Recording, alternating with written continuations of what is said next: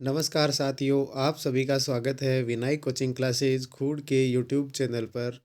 इस वीडियो में हम लोग बात करने वाले हैं गुर्जर प्रतिहार वंश को लेकर। और गुर्जर प्रतिहार वंश को लेकर हम यहाँ पर बात करेंगे वो ग्रेड सेकंड को लेकर बात करेंगे। ग्रेड सेकंड में जो पीछे की भर्ती परीक्षाओं में प्रश्न पूछे गए हैं उन सभी प्रश्न पत्रों का विश्लेषण करके जो जो प्रश्न पूछे गए और भविष्य में बनने की संभावना बन रही है दोस्तों, उन सभी प्रश्नों को मैंने यहाँ पर रखने का प्रयास किया है।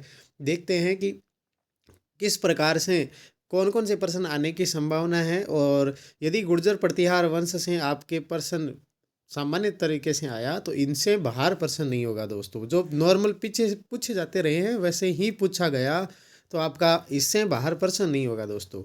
तो देखते हैं, पहला है कि प्रतिहारों की सबसे प्राचीन शाखा कौन सी थी। तो प्रतिहारों की सबसे प्राचीन शाखा मंडोर। मंडोर वर्तमान में कहाँ है?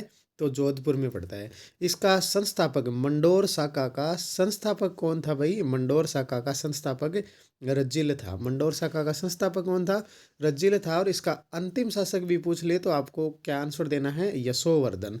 तो मंडोर शाखा सबसे प्राचीन, संस्थापक रज्जिल और अंतिम शासक यशोवर्धन। यशोवर्धन ने अपनी पुत्री का विवाह राव चूड़ा के साथ किया और मंडोर क्या दे दिया? दहेज में दे दिया। और खुद मतलब प्रतिहार राव चूड़ा के क्या बन गए? राठौड़ों के क्या बन गए भाई? आपके सामंत बन गए। क्या बन गए थे? सामंत बन गए थे। तो इस प्रकार ये आपकी मंडोर शाखा है, इसका संस्थापक हो गया। बात करते हैं अपन नेक्स्ट, मेड़ता को राजधानी बनाने वाला प्रतिहार शासक कौन था?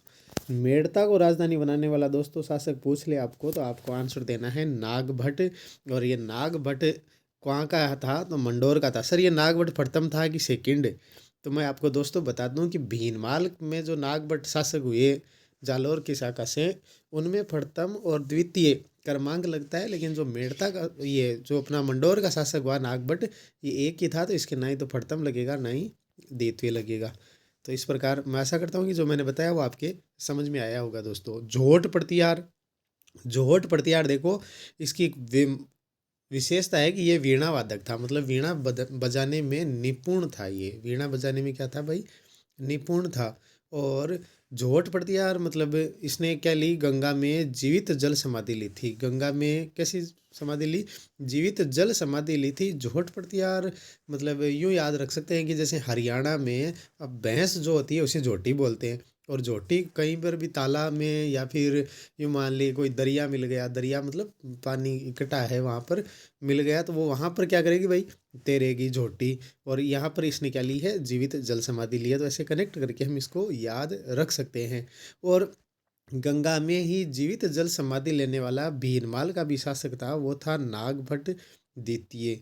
तो दो शासक हो गए जिन्होंने गंगा में जीवित जल समाधि ली। एक तो हो गया आपका जोहट प्रतिहार, आप झोटी से याद रखोगे, और भीनमाल का नागभट्ट द्वितीय।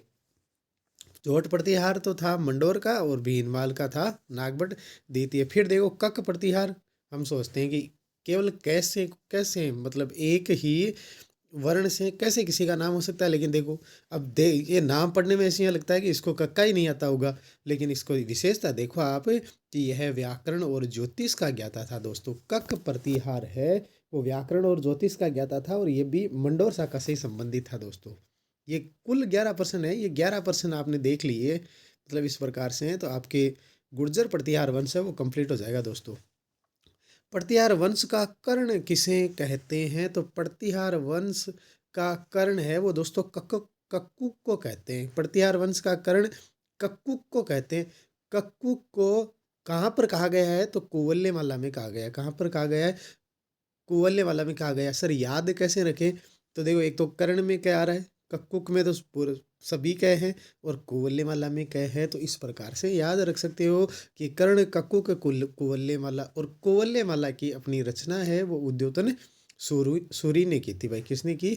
उद्योतन सूरी ने की थी दोस्तों। अब बात करते हैं भीनमाल शाखा को लेकर। तो उज्जैन को अपनी दूसरी राजधानी बनाने वाला प्रतिहार शासक कौन था? उज्जैन को दूसरी राजधानी बनाने वाला जो प्रतिहार शासक था वो था नागभट्ट प्रथम। कौन सा था भाई? नागभट्ट प्रथम था दोस्तों। एहोल प्रशस्ति के अनुसार प्रतिहार वंश का वास्तविक संस्थापक भी किसे माना गया है? तो नागभट्ट प्रथम को उज्जैन को राजधानी बनाई। और ऐहोल प्रशस्ति के अनुसार प्रतिहार वंश का वास्तविक संस्थापक पूछ ले तो नागभट्ट प्रथम। आपको मंडोर शाखा का संस्थापक पूछ ले तो रज्जिल। लेकिन डायरेक्ट यूं पूछ लेना कि प्रतिहार वंश का संस्थापक कौन था, तब आपको आंसर देना है वत्सराज। क्या आंसर दोगे? वत्सराज आंसर दोगे। अब देखो वत्सराज के बारे में आ गया तो बात कर लेते हैं इसी की। वत्सराज प्रतिहार वंश का वास्तविक संस्थापक पूछ ले आपको तो वत्सराज को ऐहोल प्रशस्ति के अनुसार नागभट्ट प्रथम, मंडोर का कौन? मंडोर का रज्जिल। इसकी वत्सराज की उपाधियां थोड़ी महत्वपूर्ण है। इसे कहा जाता था भाई युद्ध का हाथी। रण हस्तिन और जयवरा है, दो उपाधियां दी गई थी। इसमें भी मुझे रण हस्तिन जो उपाधि है थोड़ी ये इंपॉर्टेंट लगती है दोस्तों। फिर बात करता हूँ अपने, अब दो ही क्वेश्चन और बचे हैं मतलब आगे। तो बात करता हूँ मैं कन्नौज पर अधिकार को लेकर त्रिपक्षीय संघर्ष की शुरुआत। सर त्रिपक्षीय संघर्ष कौन सा? तो त्रिपक्षीय संघर्ष अपने यहाँ से प्रतिहार वंश, दक्षिण से राष्ट्रकूट वंश और बंगाल वाले क्षेत्र से पाल वंश के मध्य कन्नौज पर अधिकार को लेकर 3 पक्षों में संघर्ष हुआ। उसे हम त्रिपक्षीय संघर्ष के नाम से जानते हैं। और त्रिपक्षीय संघर्ष की शुरुआत वत्सराज के काल में हुई दोस्तों। किसके काल में हुई? वत्सराज के काल में हुई थी। बात करते हैं अपन अब मिहिर भोज की। मिहिर भोज ऐसा शासक जिसे पितृहंता शासक के नाम से जानते हैं प्रतिहार शासकों में। और इसके पिता का नाम था, वो क्या था भाई? रामभद्र। तो मिहिर भोज प्रतिहारों में पितृहंता शासक कहलाया। और इसके पिता का क्या नाम था? रामभद्र था। और यह विष्णु का उपासक था दोस्तों। किसका उपासक था? विष्णु का उपासक था। इसीलिए इसकी जो भी उपाधियां हैं वैसे ऐसे लगे कि जैसे हम विष्णु के पर्यायवाची शब्द पढ़ रहे हैं। जैसे आदिवरा है, प्रभास पाटन, मदादिवरा है, संपूर्ण पृथ्वी को जीतने वाला। कितनी उपाधियां पढ़ ली? मदादिवरा है, आदिवरा है, प्रभास पाटन, संपूर्ण पृथ्वी को जीतने वाला। किसे कहा गया है? मिहिर भोज को कहा गया है। ये वो मिहिर भोज नहीं है भाई, कहाँ राजा भोज और कहाँ गंगू तेली, वो दूसरे थे। ये थोड़ा आप ध्यान में रखना। फिर है त्रिपक्षीय संघर्ष में अंतिम विजय मिहिर भोज की हुई। जो त्रिपक्षीय संघर्ष की शुरुआत वत्सराज के काल में हुई, उसमें अंतिम विजय मिहिर भोज की हुई। किसकी हुई? मिहिर भोज की हुई थी। और इससे पहले कौन जीत रहे थे? तो दक्षिण से जीत रहे थे दोस्तों।